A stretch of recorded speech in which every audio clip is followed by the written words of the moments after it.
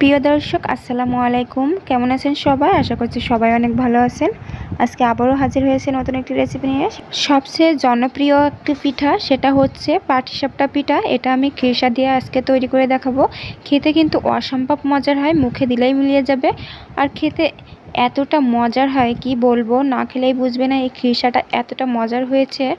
তার জন্য পিঠাটা খেতে আরও বেশি মজা লাগে। তার রেসিপিটি স্কিপ না করে ফুল ভিডিওটি কিন্তু দেখবেন। প্রথমে আমি খিরসাটা বানিয়ে নিয়েছি। খিরসার রেসিপিটা আমি দেইনি, শুধু খিরসার রেসিপিটা আমার আলাদাভাবে আগে থেকেই চ্যানেলে দেওয়া আছে, চাইলে আপনারা দেখে নিতে পারেন। এটা দুধ জাল দিয়ে তারপরে চিনি দিয়ে আর সামান্য একটু চালের গুঁড়ো দিয়ে ভালোভাবে জাল করে বেশ খানিকক্ষণ তারপরে এরকম ঘন করে নামিয়ে নিলেই খিরসা হয়ে যায়। পিঠার ব্যাটারটা তৈরি করার জন্য প্রথমে আমি চালের গুঁড়ো নিয়েছি আর এরকম চামচের 2 চামচ পরিমাণ ময়দা নিয়েছি আর 2 চামচ পরিমাণ চিনি নিয়েছি আর 1 চামচের মতো লবণ দিয়ে দিয়েছি। দিয়ে এটা চামচ দিয়ে ভালো করে শুকনো উপকরণগুলো একটু মিক্সড করে নিব।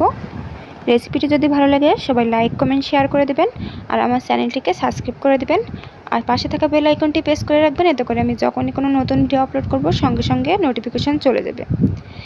এরপর আমি সামান্য পরিমাণ পানি দিয়ে অল্প অল্প পানি দিয়ে সুন্দর একটা ব্যাটার তৈরি করে নিব। একবারে বেশি পানি দিবেন না, তাইলে পাতলা হয়ে যাবে। এরকম পাতলা একটা ব্যাটার তৈরি করে নিব। এরপর চুলাইতে একটা কড়াই বসিয়ে দিয়েছি, এর ভিতরে হালকা আমি তেল ব্রাশ করে নিব।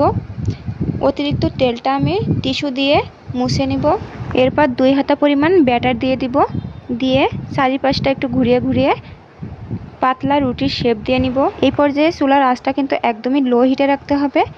এরপর পরিমাণ মতো খিরসা দিয়ে দেব, দিয়ে এরকম স্প্যাচুলার সাহায্যে এরকম করে পিঠাটা বানিয়ে নিব। এরপর আবারও কড়াইতে তেল ব্রাশ করে নিব, নিয়ে টিস্যু দিয়ে অতিরিক্ত তেলটা মুছে তারপরে আবারও 2 হাতা ব্যাটার দিয়ে দেব, দিয়ে চামচ দিয়ে একটু ঘুরিয়ে ঘুরিয়ে দিলেই রুটিটা হয়ে যাবে। এরপর খিরসাটা দিয়ে একইভাবে সবগুলো পিঠা আমি তৈরি করে নিব। একইভাবে সবগুলো পিঠা আমার তৈরি করা হয়ে গেছে। আমি এখান থেকে একটা পিঠা আপনাদেরকে ভেঙে দেখাচ্ছি। দেখুন ভেতরটা কতটা সফট আর নরম মোলায়েম হয়েছে, খেতে কিন্তু দারুণ মজার হয়। রেসিপিটি ভালো লাগলে সবাই লাইক কমেন্ট শেয়ার করে দিবেন আর আমার চ্যানেলটিকে সাবস্ক্রাইব করে পাশে থাকবেন। আর যারা ফেসবুক থেকে ভিডিওটি দেখছেন সবাই ফেসবুক পেজটিতে একটা ফলো দিয়ে রাখবেন।